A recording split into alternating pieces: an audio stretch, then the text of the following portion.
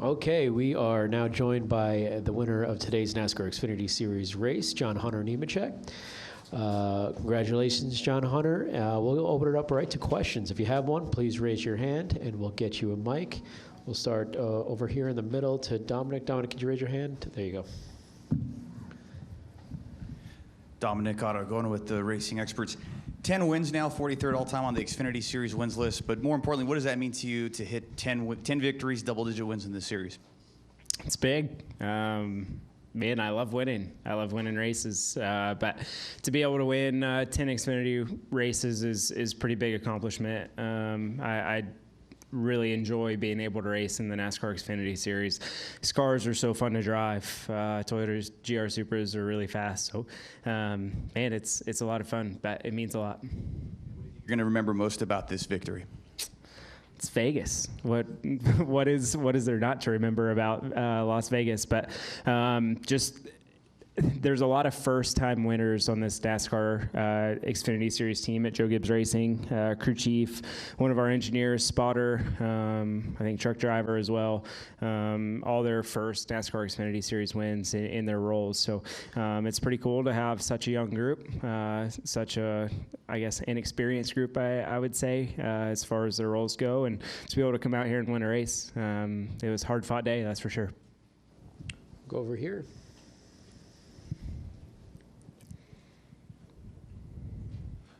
Hi, John. Hey, Ragera, UNLV Rebel Report. You mentioned to me earlier that you love this track and its characteristics, and safe to say you went out and backed up your own opinion a couple hours later. So what is special about the Las Vegas Motor Speedway for you?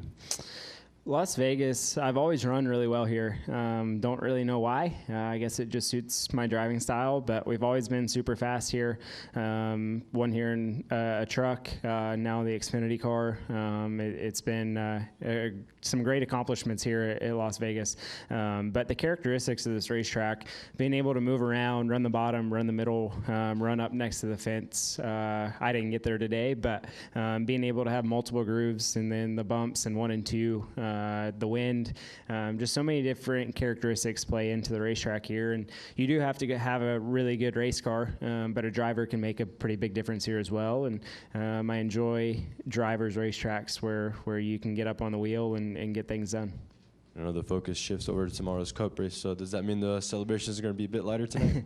Yeah, definitely. We're going to leave here, probably go grab some dinner, and end up studying some SMT for tomorrow and trying to get ready for tomorrow's Cup race.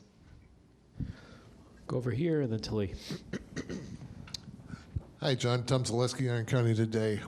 This was a show between you and Chandler all day long, going back and forth. At what point were you sensing that you had a shot at this, especially since you had to get past Josh Williams in the last 11 laps and seal the win? When the truck rolled in the racetrack 2 days ago, I knew that we had a shot. I feel really good about this whole 20 team. Being able to come here to Las Vegas, it suits Joe Gibbs Racing very well. Feel like it suits my driving style really well. We were an okay car all day. I wouldn't say that we were the best car all day, but Tyler, Grayson, everyone on the 20 team continued to work really hard, and we made all the right adjustments throughout the race on all of our pit stops. And Stage 3, man, our Toyota GR Supra came alive. It took off, and we were able to execute really well on pit road. Pit crew did really well. Just fabulous day, no mistakes, and continued to get better all day. Is it just a matter of staying on your adjustments and not overdoing it, overthinking it? I needed more, so we didn't go far enough. But we definitely went in the right direction today. That is for sure. Go to Lee. Yep. Lee Spencer, CatchFence.com and Sirius XM NASCAR Radio. Curious about the pit stops. You really seem to get an advantage on pit road. How solid is the 20 pit crew? Yeah, the 20 pit crew is really solid. I think it's pretty much all the same guys that I had last year on the Xfinity car, and I want to say most of them were on the 54 from Ty the year before that. Solid group of guys. Most of them are veterans in the sport. They've been around for quite a few years. I think there's one new face on the pit crew total this year, so same group, and being able to have that same group together that have been been together for multiple years says a lot. Team chemistry is everything, and they got it done last night in the truck race with Taylor Gray, and then myself today as well. And are you learning anything on Saturday that you can take into Sunday's races at all, since the cars are so different? Yeah, the cars are different, but I do think that just being out here, being able to race, being able to put myself in different positions and restarts, pit road, just reps at everything. I'm going to the Cup level where a lot of these guys have a ton more experience and have a ton more years under their belt than I do. So for me as a driver, I really enjoy racing. I really enjoy being able to run in the NASCAR Xfinity Series and being able to run in both. I wish I could run in all three every weekend, Lee. We'll go back there and then up to Bob. Brian Mapes, Xfinity Racing. Xfinity Series drivers who win stage 1 and 2 are 1 for their last 9 in winning the race. You are the one who won it in Kansas. What makes these races so hard to finish off? Man, that's a really good question. I don't know the answer to that, to be honest. I feel that as the race continues to play out, you got to stay on top of adjustments. You got to keep pushing the envelope with your race car, and whoever adjusts the best throughout the race is normally the one who ends up winning the race at the end, or whoever executes and doesn't make mistakes. Chandler, as a JGR teammate, was really fast in stage 1 and stage 2, and for myself, I knew where I lacked. I knew what I needed the car to do, but I couldn't get it to do that. So luckily we were able to take a swing at it and got it a lot better than we were in stage 1 and stage 2, even though we were still fast, and we were able to get the lead there in stage 3 and really drive away. Hats off to the whole 20 team for continuing to work on this thing since we showed up yesterday, and made a lot of good adjustments over the last couple of days. Come up here to Bob. Finally, Bob. Bob Parkhurst, Fox Sports.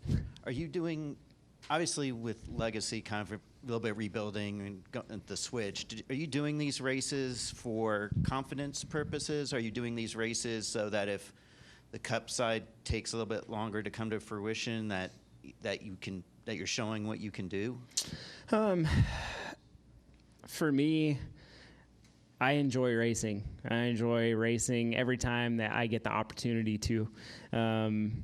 I mean, yeah, it's definitely a confidence booster, right? And if we don't run great right off the bat at Legacy Motor Club, then if we're over here winning races on Saturday, it keeps my confidence up for sure. I wouldn't say that that's the reason, right, of why I'm doing these Xfinity races, but I really just enjoy racing, being able to come and run in the NASCAR Xfinity Series and be in competitive equipment on Saturday to have the shot to win every time I go out is something truly special. Not a lot of drivers get a shot like this, and for myself to be able to be in those shoes and to be able to capitalize on it is huge. So yeah, I mean, it's definitely a confidence booster, but that's not the reason behind running them. Go to Jerry. Jerry Jordan, KickingTheTires.net. Obviously, everybody was concerned about the wind today. We didn't have a lot of cautions. Were you surprised at how calm the race was, considering what the predictions were, and how do you will help you tomorrow, which you did on the track today? I was glad it was calm. We didn't have a caution that whole last run. It was great. Man, it was the wind definitely was tricky. I don't really know another word other than to say tricky. Some laps, it was really easy to hit the bottom in 3 and 4, and other laps, it was super easy to miss it. It all depended on what gust of wind you got at what time. But that's what makes it interesting. That's what makes it fun. One guy will miss the bottom, and the guy behind him can make up 6 car lengths just from being out of the groove. So there were cars running the fence today. There was cars running the middle. There was cars running the bottom. So I guess the wind didn't affect them too much per se. So I think everyone thought that with how strong the winds were, it was definitely going to be more treacherous than it was, and luckily it wasn't. Yep. Any final questions for John Hunter? Wrap it up here in the front with Chris. Chris Knight, CatchLines.com. John Hunter, I was just curious what it means to you to get your spotter and your crew chief their first Xfinity Series victory. Yeah, it did. Man, it means a lot. To be able to get them their first NASCAR Xfinity Series victory is huge. Tyler coming down from the Cup level from Seabell's engineer last year was huge.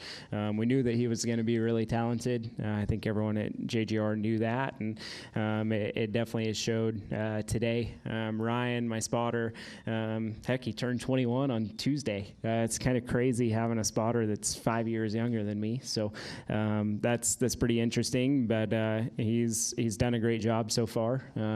His first full-time season in NASCAR. So giving him a shot, and it's definitely worked out so far so good. So hopefully we can repeat tomorrow. It's going to be a tough task, but it means a lot to me.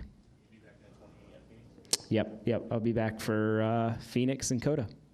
Thanks. Okay, John Hunter, congratulations on the win, and good luck Thanks. tomorrow. Thank you, guys.